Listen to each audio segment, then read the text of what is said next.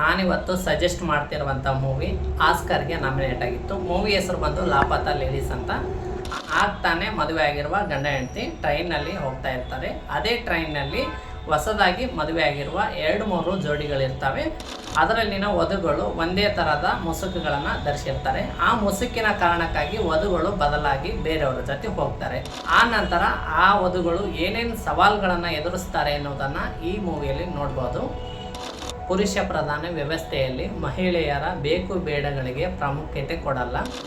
ಈ ಸಿನಿಮಾದಲ್ಲಿ 3 ಮಹಿಳೆಯರ ನಂಬಿಕೆಗಳು, ವಿಚಾರಗಳು, ಅವರು ತೆಗೆದುಕೊಳ್ಳುವ ನಿರ್ಧಾರಗಳನ್ನು ತೋರಿಸಲಾಗಿದೆ.